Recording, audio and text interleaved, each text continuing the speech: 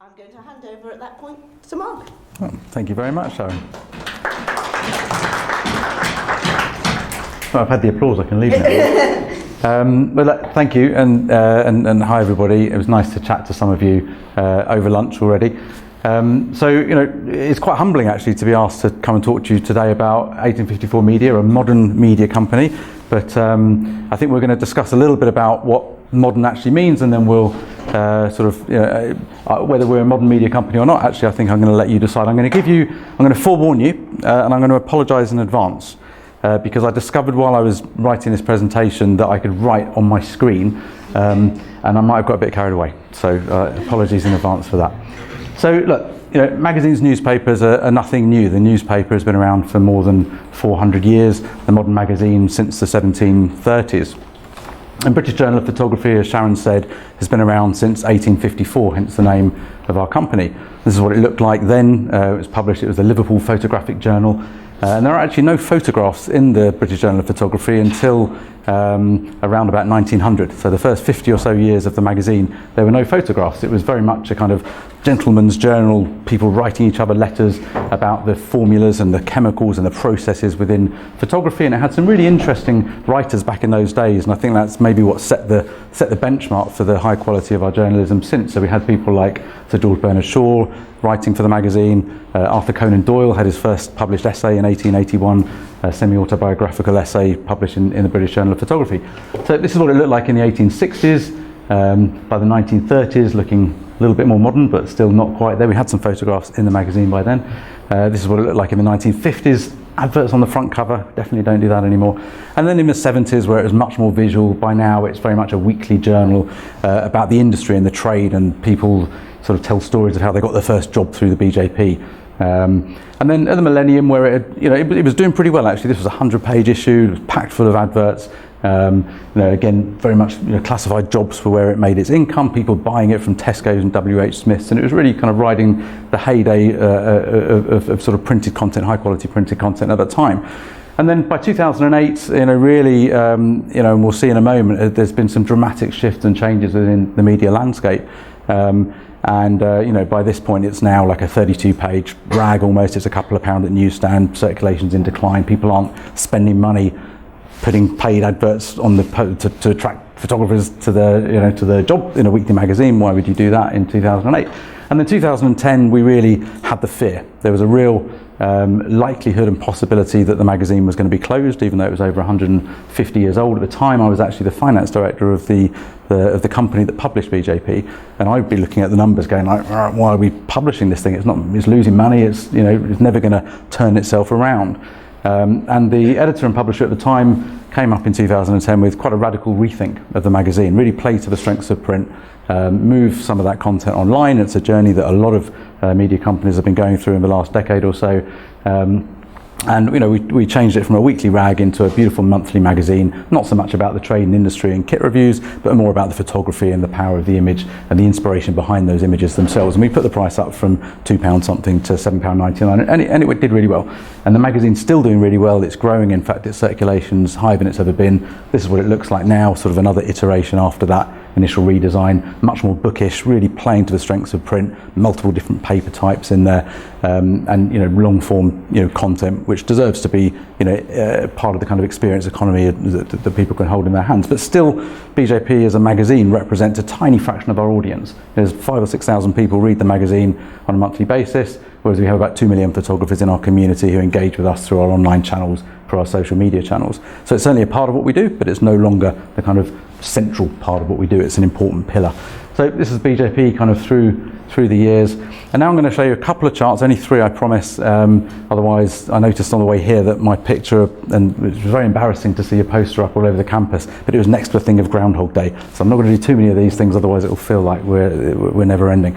But this is a really depressing chart in terms of traditional media. And whilst it talks about print advertising in US newspapers. It's very typical, I think, of the kind of overall, if you were looking at magazines, if you were looking at global, it would be a similar sort of trend. And it's really showing that, newspaper advertising income hit its sort of zenith at the turn of this century. And then the decade since then that this shows too, it was an absolutely dramatic drop off. And I can assure you that since then, unfortunately, that trend has very much continued. If we look at overlay that with some of the new sort of digital players, you can see that the sort of red line here is basically what's happened to traditional newspaper income, including online. So it's had a little bit of an impact, but it's by no means kind of reversed that trend. And then you look at the pink line, which is Google revenue, which is now equal to what all newspaper revenue in the US was in its heyday. You look at Facebook, which is already equal, and this was some years ago now, and that's accelerated since. So two companies basically generating more income from advertising than the whole of the US newspaper industry. It's an absolutely fundamental shift and structural change in the way that media companies have had to address what they do and how they do it. And then you look at that in terms of circulation. Again, this is US, but is not untypical for any sector, and you can see the circulation. Magazines, newspapers were in decline in terms of the printed matter from the mid-80s, but that has dramatically accelerated over the last sort of 20 years in particular. So change, fundamental structural change, and really what that change. I told you I got very carried away. I do apologise, but change has forced innovation within publishing businesses, within media companies, and that's no bad thing. I do apologise. But with change comes opportunity. I'm so sorry. And really it's that opportunity that was the catalyst for me starting the company. So in 2013, I acquired the British Journal of Photography from Incisive Media, where we worked. I brought the team with. The iPad had not long been out. We'd had some really good success with some of the first sort of really immersive, interactive digital content magazines for the iPad, moving front covers and really, really interesting things. And it was going really well. We went from a magazine with selling a few thousand copies, to an app that was getting downloaded a couple 100,000 times. So apps were the future, so we thought. So we started a new company. We very boldly said the magazine is dead, long live the magazine. We set out to build a portfolio of digital magazines, and we were going to be the digital media company of the future. We called ourselves Aptitude Media because apps were the future, obviously, until they weren't. Before I move on, I just want to sort of give you a little hint, learn by other people's mistakes. Never ever, if you're going to launch a magazine or launch a content channel or launch anything, take a word and really cleverly reword it to make your point, because you will spend your entire life spelling it out, and it's a terrible, terrible idea. But and the other thing, just before I move off this point, is as was pointed out to me after we'd started the company, after we'd gone through our branding, always look at the bit in the middle of the word, because apparently that's what people's eyes naturally get drawn to, which was a never-ending source of amusement for everybody in the office. Anyway, 2010, Steve Jobs launched the iPad, changes everything. Media conferences at the time, I remember going to a PPA conference, like an annual media conference in the UK, sitting in the audience in 2010, looking at people like Wired and The Guardian about what they were doing in terms of digital content for touchscreen devices. We got some cool ideas, and we went out and we made this really cool thing, and it did really well. So suddenly the next year we're there on stage presenting, talking about, we didn't have a clue what we were doing, but it was interesting just the way things were moving. All of the talk at the time was about touchscreen devices. So we went really large with this. We invested a lot of time and a lot of effort and money into creating these sort of immersive touchscreen editions.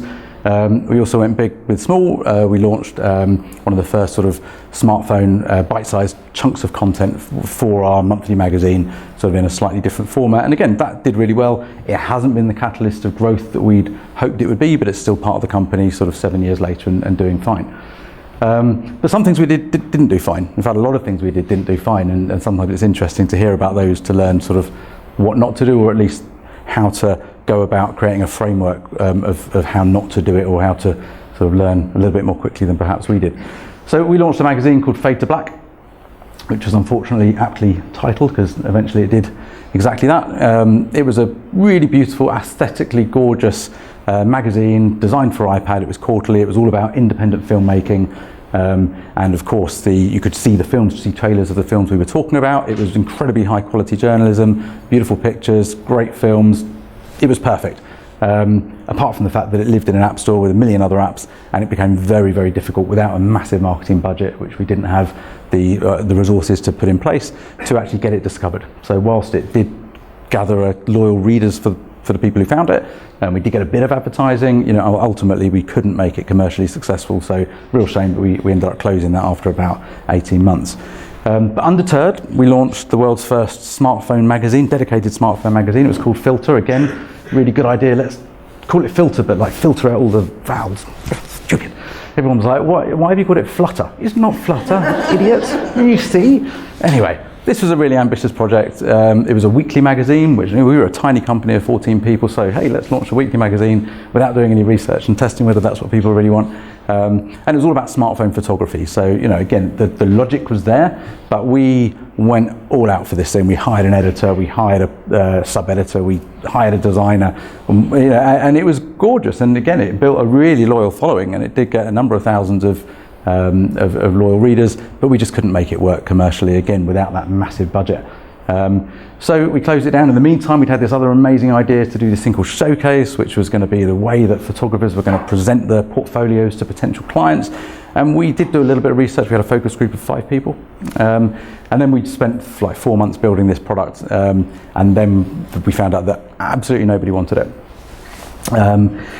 In the meantime, we launched Aptitude Studio, which actually is still going in one guise or another, and this was us taking this expertise we'd built in terms of sort of taking pixels and taking print, turning it into pixels, making these a great sort of app immersive environments. And we did do some really interesting work with organisations like the Football Association and some really interesting publishers and brands.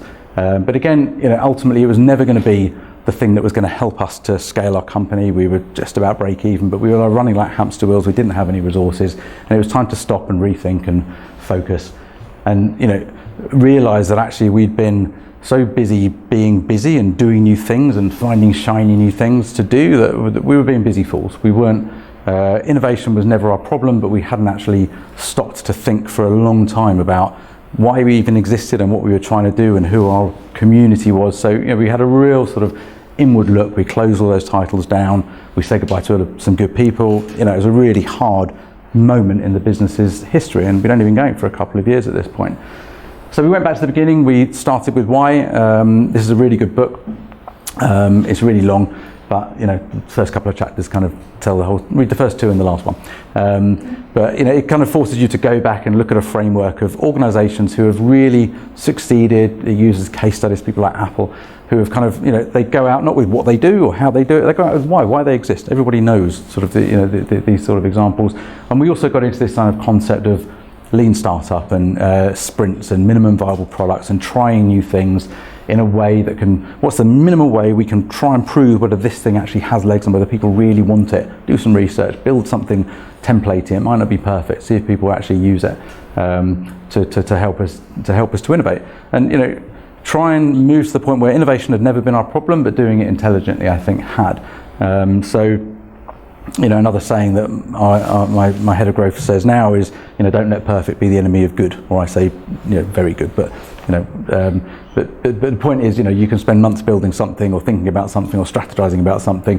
Do it, start it, try it, and then see if people actually engage with it, and then learn and iterate from there. So it became more about kind of trying to foster a culture of innovation, I guess, because innovation equals risk, and risk equals failure. So we've tried to learn, and we're still learning how to fail fast, inexpensively, and frequently, and know when to sort of stop and rethink and reset. And I told you I had a lot of slides, but I did them quickly, didn't I?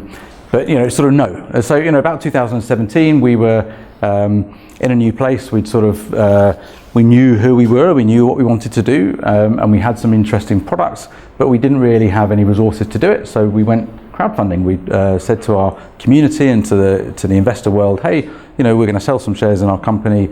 You can come and be part of our journey. 160 years of history, one chance to own the future. And it's worked so well that we've done it twice more since then. But I don't think we'll do it again. And it worked really well. We raised some capital. We had some money in the bank, and we had time to kind of stop and breathe and think and sort of try and work out what we're going to do. And not everything has gone well since then, but more has gone well than not. The first thing we did was rebrand, because we weren't really doing apps anymore. So we changed from Aptitude to 1854 because it's the year that British Journal of Photography first started. So it's kind of a nod to say, look, we're about photography. We're not just about British, and print, but we're about photography. And we started doing some really interesting projects, a lot of them which stemmed from an editorial perspective, and I think that's where this gets interesting for you guys. So the first was something called Portrait of Britain. So this started as an editorial project. We approached JCDecaux, who are the big outdoor advertising company, and said, hey, you've got these incredible digital screens, but all you're producing is adverts and they're boring, and why don't we do something cool and interesting? And they agreed, and we've just done the 4th year, and it's now something which gets seen by about 10 million people a year. It's the biggest photography exhibition in the world in terms of people who see it. And we curate from thousands of people who submit their entries, which they pay for, so that's part of how we sort of survive as a business. But we curate a selection of 100 portraits which kind of celebrate diversity and inclusion, and highlight and champion sort of every sexuality and gender and background and age and religion across the United Kingdom, which is a really interesting sort of timely experiment for us, I guess. It gets a lot of PR, so I keep getting wheeled out onto various different sort of news channels, but with the photographers and talking about this project. So it's sort of editorial that really travels, and it really is a nice example of how we combine all of our different media assets. So we have an edition of the magazine which is dedicated to portraiture, which is on during September when Portrait of Britain's on. We do a lot of online content around it, we produce a book around it, and we do a lot of sort of PR, and obviously the exhibition is a kind of physical or digital manifestation of this. So a year later, last year in fact, we launched something called Portrait of Humanity. So this is taking a similar sort of concept but taking it into the international space. So not only is that being shown on digital screens internationally, but we're also doing a physical touring exhibition. So that will touch pretty much every continent over the course of a couple of years. So physical exhibition as well as digital, and we also again create books around these projects. And then again, we've looked at our community, we've looked at how the community is being served, and we've thought, what else do they need? What else can we create? Which is a really interesting editorial project which we can monetize in different ways, because the dirty word is something which is absolutely crucial, because if you're not getting your money from advertising anymore and you're not getting your money from people buying your print content anymore, you have to get it from somewhere. Otherwise, unfortunately, you join a very long sad list of titles which are no longer with us. So we launched something called Female in Focus.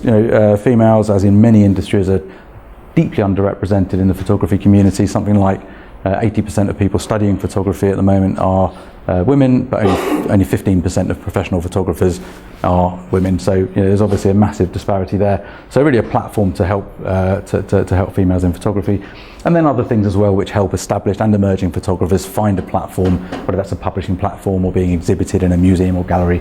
And again, there's editorial which wraps its way all around this.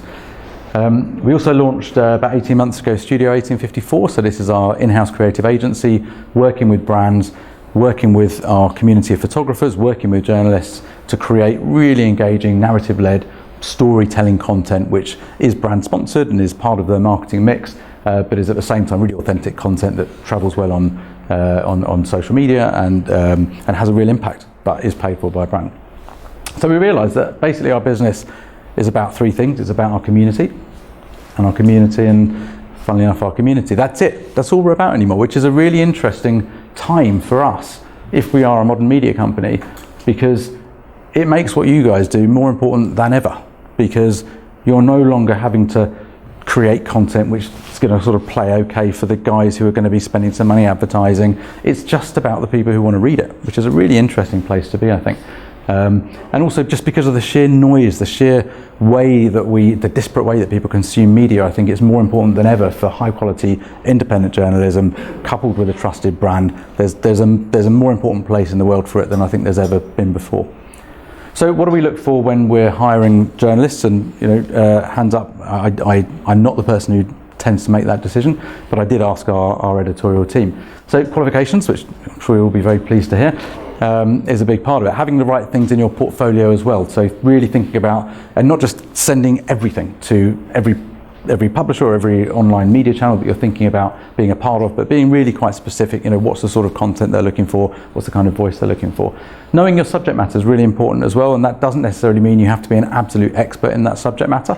There'll be some industries where it'll be less of a requirement. In ours, actually, it's quite important, because photography tends to come from a sort of really long, deep knowledge and understanding. in terms of the types of content we create, that is something which actually is a largely a prerequisite, if not a deep understanding, then at least a very strong passion for the subject.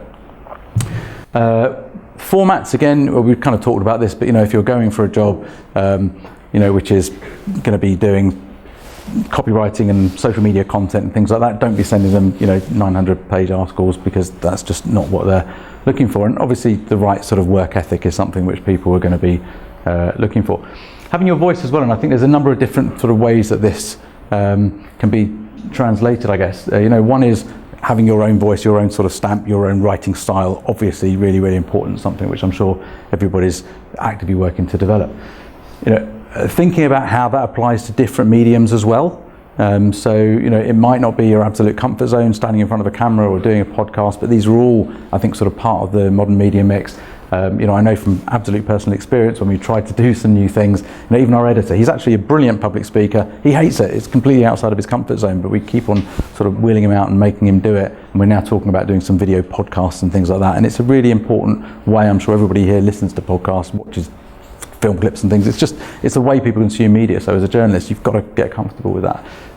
But also with terms of voice, it's having the ability, and I think this is almost a more marketable tool if you're going to be applying for roles or internships, is being able to kind of bend your voice to the tone of the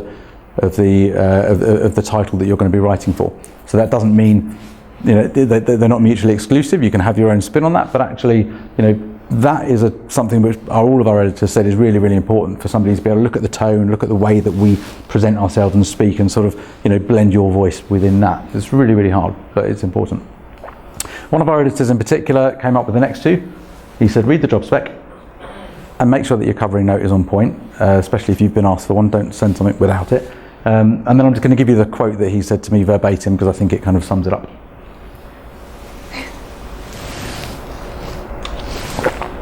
So basically, don't be submitting something for the perfect job that you want to do, which is nothing to do with the job that's been submitted, because we do get hundreds of applicants sometimes for single roles. Even internships. So you've got to, that very first initial sort of like, right, how do we start with this? It's just like, right, who hasn't actually answered the brief? Don't be in that lot who get sort of culled straight away. So that's the kind of traditional stuff. But for me, there's some other things which are, and these are more me rather than the editorial team, from my sort of perspective of what I think we would need in graduate and journalism recruits. It's attitude, and attitude covers a whole array and a whole variety of different things.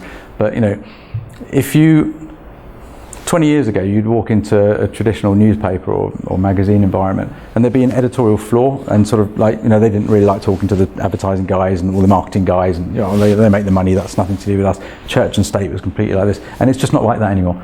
I think certainly and this is an absolutely live example, we're going through it right now for probably the second or third time since we started the business, a kind of reshuffle of how do we put all this together, and we're literally this week going through some pain of crunching together our online editorial and our marketing and our awards and our studio into kind of one new community team, because they've got to work together well in this sort of modern media environment, otherwise we won't survive. So, you've got to be passionate, you've got to be creative, you've got to be open-minded, basically what I just said.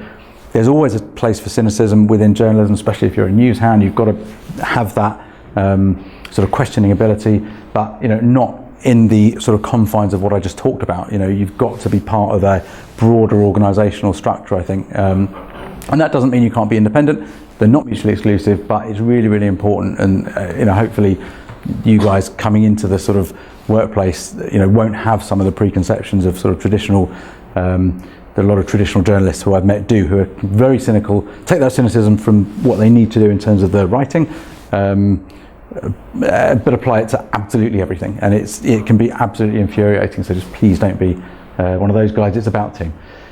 One other tip is great interns, we have found, equal great employees. It's the best job interview in the world. If you can get an internship, and you can work for 3 months, 6 months for an organisation, really apply yourself, really prove yourself.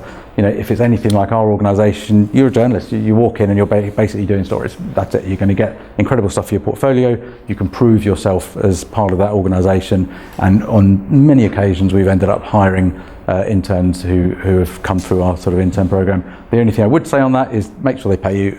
You know, an unpaid internship, complete bullshit. Just that just shouldn't even exist. Shouldn't even be legal. I'm not sure it is. Anyway, so I'm going to talk you now through one of the projects we've been doing as part of our studio, which combined really nicely.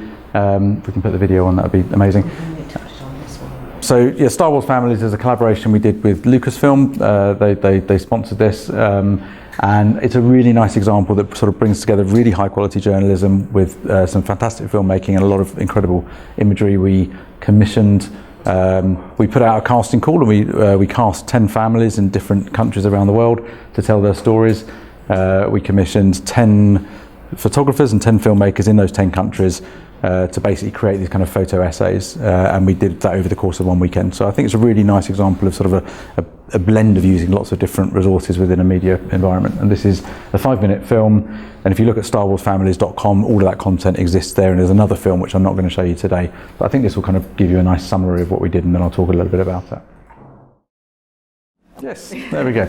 So Star Wars Families, you know, very much an editorial project, but on behalf of a client. You know, we were able to tell the stories of these 10 families, and do have a look at starwarsfamilies.com and see what you think. But it's, you know, it was bringing in high quality journalism, a lot of which was with freelancers, with incredible photography, with a couple of amazing films that were made.